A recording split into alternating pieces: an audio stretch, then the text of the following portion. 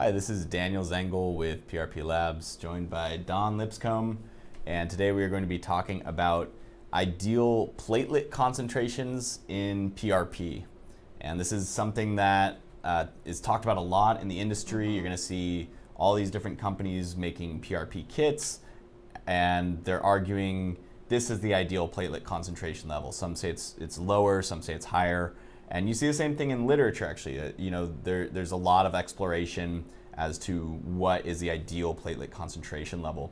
So today we're looking at two studies that Don's going to be talking about that seem to show completely contradictory results. Opposite, yeah. Don, can you tell us a bit about these studies? Sure. So to get to the bottom of this, the authors actually performed this study with PRP on just plain tenocytes. So okay. In vitro. In vitro rather than in vivo, so you can control the variables better. So the first study, they got recruits, and these people were already going to undergo tendon surgery. Mm-hmm. So during that time, they actually took a little piece of the tendon, mm-hmm. and then so they minced it up actually, and removed everything except for the tenocytes, mm-hmm. and then they began growing them in a cell culture. So when they prepared the PRP, it was a double spin technique. So they tried to eliminate as many white cells as possible, but they didn't get all of them. Right. However, at the very end of the PRP prep, mm-hmm. they activated them with calcium gluconate, and then they actually waited for all the growth factors to already be secreted. Got it. Yeah, and then after that, they filtered out all the excess cell debris, okay. so that just the growth factors and just all the other smaller bits, but not the actual other parts of the cell. Got it. So essentially they activate the platelets, let mm-hmm. them fully degranulate, express their growth factors, mm-hmm. and then they just essentially isolated those growth factors. Yes, exactly. So okay. This is called a supernatant. Okay. So in addition to adding minimum essential medium, they also added this PRP supernatant, mm-hmm. in increasing steps, I think, of like, what was it, 5 or 10? So, well, first of all, what is the minimum essential medium? Can you talk about that a bit? So that is a mixture that we actually use in the lab all the time. Grows all cells. It has things like vitamins. It has glucose and other carbohydrates. Okay. It has salts. So these are things that the cells need in order to grow. Like if you don't have those vitamins and salts and everything, right. then the growth factors, they can't use the growth factors properly. Right. Okay. Yeah. So in this study, they tested increasing amounts of PRP. Yes, and I think the they just culture. dropped increasing volumes of. I think that's how they did it. Right. They dropped increasing volumes of supernatant into the cell culture. Right. So the end result, though, was that at anything above 1x baseline concentration, mm-hmm. They actually saw cell death. Okay. And so that seems to kind of contradict all the other literature. Yeah, it seems to contradict the concept of PRP itself. If we're seeing tenocyte cell death as mm-hmm. we increase platelet concentrations, that seems concerning. Anything above 1x, which, that would be actually very concerning. Right. Because your own body chemistry can vary from day to day. Right. So. Yeah, and that does also seem inconsistent with what we've seen in so many of these clinical studies. I mean, we've seen PRP for muscle tears and for cosmetic applications mm-hmm. and everything in between, and it seems like it works. Yeah. So that's confusing to me why the PRP would be causing cell death. So there might be a reason, and it's something that could have been very, very easily overlooked.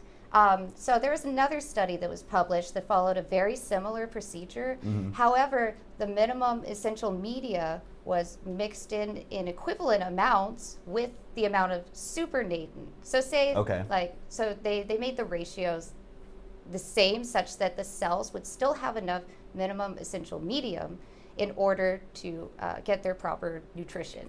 Okay, so I guess they're measuring the tenocytes and how much they proliferated or died. Exactly. And so what you're saying is in the second study, they recognize that if these cells are going to be proliferating, they might need more food. Exactly, because whatever amount of supernatant you put in there, so these are proteins that are mixed into the supernatant. Okay. So these are much larger than single molecules or like little like six chain molecules. These are large proteins that have an actual mass and will displace volume basically. Right.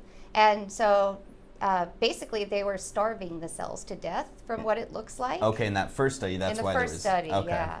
But in the second study, you actually saw with as long as the ratios were kept consistent, yes, but there was just more growth factors, more of that, then you actually saw the cells spread from wall to wall in a nice clean film all the way across, which is exactly what they do whenever they're going to reorganize into the extracellular matrix, and then they become new tendons. Basically. Right. So that's what we want to see.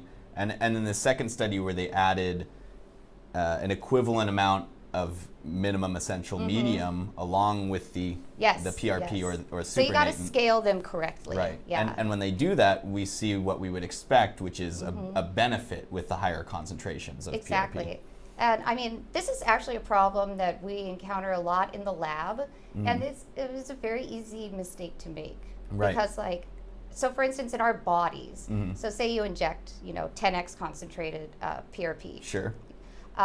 So it's not going to be an issue with getting the amount of nutrients because there's always fluid exchange going on and your blood is always pumping. Right. Very different than a Petri dish. Exactly, which is just a contained system. So unless the researchers are actually going in there and taking out the spent media and then putting in new, they're not going to get any other nutrition. They don't self-produce they get it themselves. Right, so. And I don't think that was a part of the first study design. No. Okay. Yeah, so I think that's what was going on. So overall, looks like, at least for the better kits on the market, that amount of PRP would be far superior, the concentration. So we're thinking from what we can tell from this second study, it seems like if you're getting into the 7x or even 14x concentration. It's not necessarily bad, it seems to...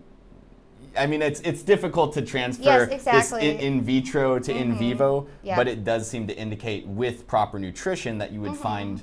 And also, one other thing about in vivo, because there's fluid exchange going on, a lot of those growth factors and stuff are going to get washed away and go back into your system. So once again, it contains...